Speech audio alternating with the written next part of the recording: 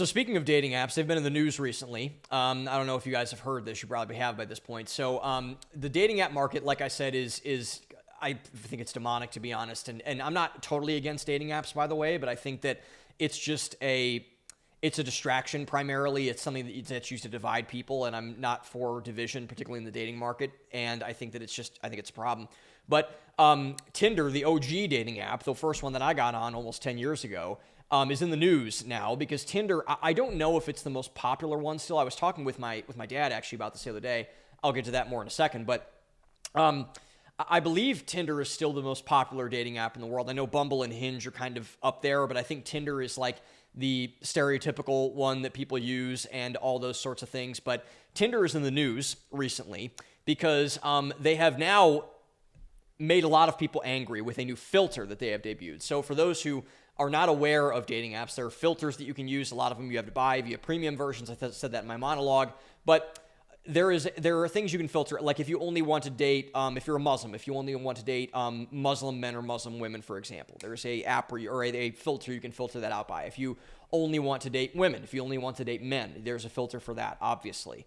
But there are also upsells. You can say, hey, I only want to date a woman who's a liberal. I only want to date a man who is 50 miles away from me, etc. And some of these are free. Some of them you have to pay for just to kind of find your quote-unquote perfect match, which is a psyop in and of itself. We can get into that maybe later.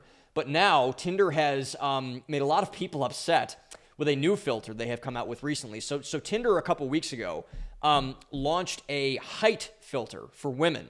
So this has been a meme, essentially, in the dating app market for a very long time.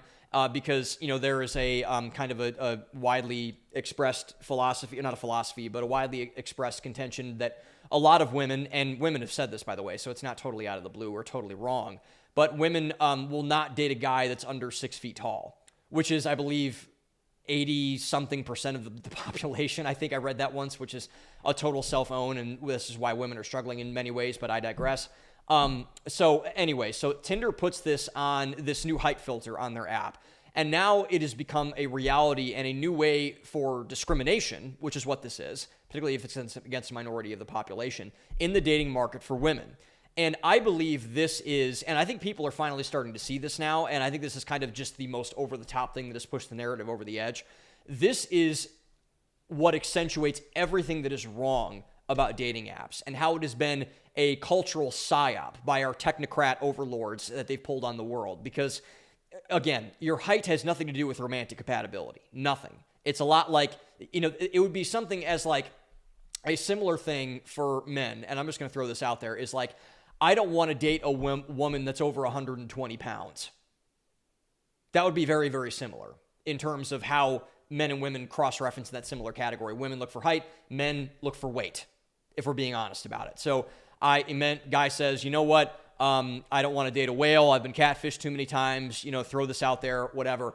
And that would obviously be an outrageous thing to kind of say, and it would be like, okay, like that's kind of pushing it too far, or whatever. But this just kind of shows, I think, that dating apps don't work at the end of the day because we are incentivizing for the wrong things. Arthur Brooks has talked about this. A lot of people have talked about this, and I do respect some people in this world. Logan Ury, I believe, is still the director of relationship science or tech science over or whatever her department is over at Hinge. And she's written a book about this. I think it's pretty good, called How to Not Die Alone.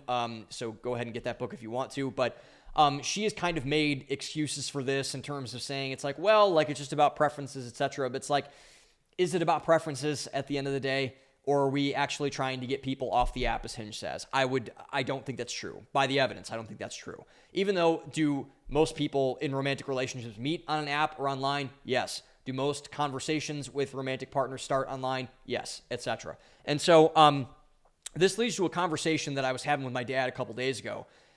We hadn't talked over the weekend, and he had called me and just wanted to catch up and stuff. So I was talking with my dad about just personal stuff. And I used to be very hesitant about opening up to my parents about my personal life. I didn't let them in really at all because it was really painful for me, to be honest. And I was really insecure about my dating life and kind of how I was acting in that space and all those type of things. And so I would kind of just tell them to screw off, for lack of a better term. But I've gotten better with that. At least I think I have. And so my dad was kind of like talking to me about various things, and he brought up the apps, and he didn't know how they worked, and as most parents don't. So I gave him the breakdown. And I think this kind of led to a lot of the things that we're going to be talking about today. So the reason why, and this is the reason I told my dad, the reason why the apps do not work for the vast majority of people, and the reason why their incentive structure is flawed, is because they have a fundamental flaw inside of the system of the dating app culture. And the fundamental flaw is that they feed all of the worst aspects of human behavior, and they reward none of the good ones, which I think the height filter is a perfect example of. If you talk to someone in a 60-year marriage and they're on year 61 of being married together, I can guarantee you almost to a shadow of a doubt, the woman in that relationship, probably in her 80s or 90s by this point, is not going to really give a shit about her husband's height. And the man's probably not going to care much about her wife's weight in terms of 80s, 90s. People get old, people shrink, people get fat. It's just kind of the way that things happen, essentially. And so what this does is it incentivizes everything on short-term mating strategies. David Buss has talked a lot about this in the evolutionary psychology field, but let's just keep it high level for this sake of argument. They are not setting people up for long-term success in marriages. They're not. Because the goal, like I said, a dating app, and again, we've kind of cloaked this in this fancy vernacular in terms of even we've renamed it, but dating apps are social media sites.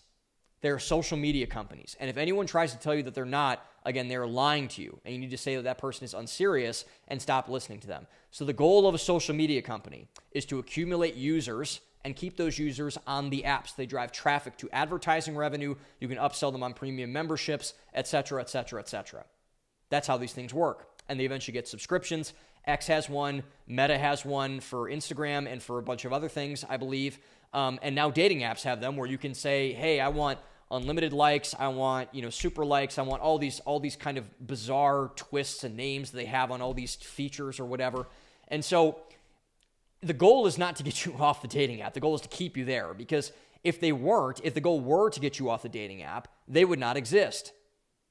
I believe that actually these people can solve the dating problem, but they don't want to. Why? Because they want you to stay on the dating app. They want to feed the beast. They want to feed the machine, as like any business does. I'm not mad at it. But what I am mad, and what a lot of people should be mad at, is that they are not honest about the business model, and they are not transparent about what the business model is doing to young people, primarily in terms of getting on these dating apps. And so what this leads to is a binary set of problems based on sex. So in terms of splitting this up, and dating apps do not affect men and women equally. They affect men and women differently, and we'll get into that now. So women have a different problem with dating apps than men do. And this is what makes the problem even more complicated, and this is why I said in my monologue, and I'm going to say again now, that I believe the dating apps primarily exist to divide men and women and not to bring men and women together, because they are incentivizing this problem based on those short-term strategies and not incentivized for long-term strategies that actually involve men and women coupling up, marrying each other, etc. So women, by and large, generalizing, have the problem of choice, and men have the problem of scarcity. What does that mean? So men, due to things like the height filter, which is stupid, are getting crowded out by the choosiness of women. Now, this is where a lot of men go off the rails here. Women are allowed to have preferences. They're allowed to be choosy. They have a lot more to lose in the dating market than men do. They're less strong. They can get assaulted, raped, killed easier in all those different veins. They could get pregnant. They could, their societal shame that stretches back thousands of years, etc. So women have developed over time. This is kind of what David Buss talks about too, all the evolutionary psychology folks. They have moved up in terms of saying, hey, I've seen all these things that have happened to women in the past, so I'm only going to select for maximum choosiness to best protect me and my interests, which I don't think we can get mad at women about that, by the way. I think that women have every right to do that and every right to demand that. I think the people that say that they don't are kind of stupid, to be honest. And so the men that say that are kind of stupid, because of course women want that. It's in their nature, and it's something they shouldn't be blamed for. And so what this leads to, essentially, is that women have the problem of choice, like I mentioned earlier, so what happens? I remember I was talking with my cousin about this. I actually wanted to test it on her. So my cousin who's a lovely woman. She's very pretty. She's nice. She's smart. Got a good job. Very well grounded in her values, etc. She's awesome. I love my cousin. And so she got on an app for the first time about a year, I want to say a year and a half ago.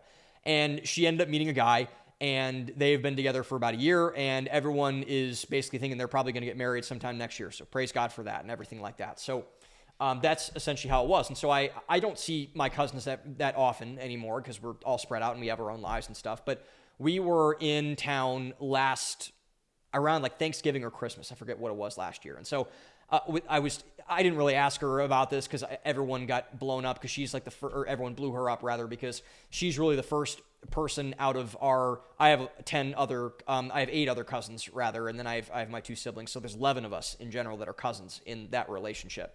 And she was the first one to really have a serious romantic relationship that has spanned more than a couple of months. And so people were blowing up and saying like, is this guy the one? Is this guy it? And so I didn't want to, keep spamming her inbox, for lack of a better term, in terms of asking her about this. But eventually we kind of just start talking and I'm like, hey, like, is this guy the real deal? Whatever. And she's like, yeah, like I really like him. I think that it's going to work out. And I said, okay, that's great. That's awesome.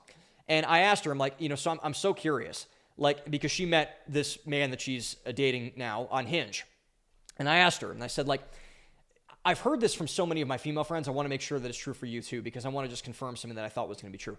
I said, how many likes did you end up getting on Hinge before you matched with your current boyfriend? And she said, Sam, I got hundreds of guys that liked me.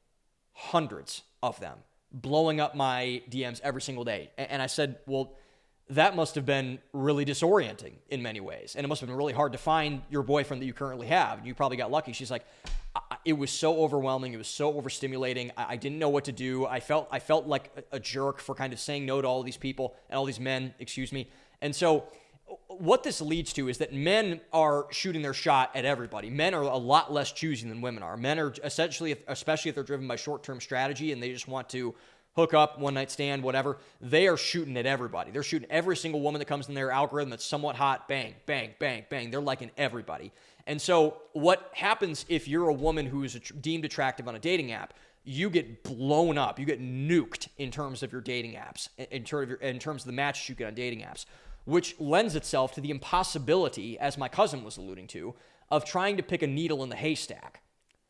And like, no wonder, because if you're trying to find a husband, like my cousin is, she said she wasn't in it to mess around or just date around or whatever. I think she's probably going to end up marrying this guy, to be honest. And so she was looking for a long-term romantic partner. She was looking for a boyfriend, looking for a husband that leads to marriage. And so this is really hard for anyone to get right, but particularly for women who are getting spammed by hundreds of if not thousands of men who are trying to either date them, hook up with them, have sex with them, whatever. It's just trying to pick a needle in the haystack, which therefore women are like, whoa, I need to kind of zone out here and really kind of pick which one I have. I have a lot of options and most likely a lot of good options, but I want to make sure that I pick right, which therefore women select for generally men of higher status, men who are taller, men who make more money, men who are more handsome, men who have better jobs, men who are in better shape, etc., which are not correlated to the average and below average men who are on these apps. So therefore, what this means, and this will lead into the men's problem of scarcity, it crowds out most men from the dating market because women just can't pick, and a bunch of men are left out in the cold, which is why men really struggle on dating apps. Dating apps are a lot better, quote unquote, in some ways for women than they are for men for this reason. So it heightens the chance, and also as kind of a cell phone for women, it kind of heightens the chance of them dating a psychopath too, because if a lot of men are incentivized and they have this kind of digital harem of like 20 women who are really attractive around them and they're saying, I like you, I like this, I like that, I like whatever, then they are essentially just kind of incentivizing for like a Gaston type, as Jordan Peterson says, a snake to come into their dating app matches and kind of say, okay, I'm just going to take this thing over. While men are feeling more despondent because they're like, well, women don't like me, I'm not getting any likes, etc., which could not be true. Women are just like, yo, this is a lot. I have 300 guys in my inbox. I'm DMing like 5 guys at once. Like this is really tough for me to manage, and I'm overwhelmed. I don't really know what to do. And so it leads to a lot of just a different problem, but a similar problem in some ways too. But the good news is that as I mentioned earlier, I believe this narrative is finally kind of failing. I believe it's failing. And I think history is now kind of repeating itself in more ways than one, because dating apps, in my belief, will soon be extinct. It will take another half decade to a decade to do that, but they will go extinct. They will go extinct. And the reason why I think they're going to go extinct is because people are finally, like I mentioned, starting to notice this problem. They're starting to notice this problem with the dating apps. And what is going to replace them, I think this is something I talked about with my dad too, is going to be AI matchmaking services. And hear me out if you have never heard of one of these. So essentially what this is, it is I think matchmaking services have existed for a long time. Like I think there were probably mail order ones or whatever that you could do back in the day. But what's happening now with the advancement of AI, I actually know, a shout out to the Keeper team over Jake Kozlowski, Wes Myers, all the guys over at Keeper Matchmaking, Luis Perry, who's a friend of theirs, who I love and has been really a champion in this space. They are now they're now creating these algorithms that are built off of massive AI models that are creating these matchmaking services based on AI to match people together based off of the algorithm that they've created. So all of this to say, we are going back to arranged marriages. Arranged marriages are going to be a massive thing. We're not going to call them arranged marriages because that's quote unquote regressive or whatever, but it's going to be the algorithms that dictate the arranged marriage. Instead of families, instead of parents, we are going to be led to romantic relationships by AI in the future. And I think and it's working. Like the Keeper team, 1 in 7, I believe the current statistic is. I could be wrong about this. I'll send this to them afterwards and see whether this is accurate or not. But they're 1 in 7 of their first dates lead to a long-term relationship or marriage. It's pretty good odds because people like me, I've been on, probably at least 100 dating app dates over my time, probably a lot more than that. I have had probably 2 of them that have worked. It's a lot better than 1 in 7. 1 in 50, if we're going to take the minimum number of the bend, is a lot worse than 1 in 7. And so if the AI companies are able to crack this, which I think that they will, I think the dating app market's going to go away like that. I think people are just going to say, you know what? And it's not right now, the way that these matchmaking sites, they make money is that they demand a high ticket fee at the start of it, like a couple $1,000. And they say, you know what, we're going to enter you into our algorithm. We'll try to match you with somebody, etc., and we'll get off and running. And so that's what's going to replace apps in the future. But this is a good thing, I think, by the way. I think this is going to be actually much more effective. I've actually been a bigger fan of arranged marriages than a lot of other people. I think arranged marriages actually do us a lot of good. But in my view, this is just something we need to deal with in the meantime. So apps are not going anywhere for the near term. Like I said, probably around another 5 to 10 years, we're going to have to deal with them. But I believe that this is going to be a very positive thing. But for now, that is why the apps don't work, and that is why the apps largely are a psyop to keep people addicted and on a social media site rather than to get them into a marriage or a romantic relationship.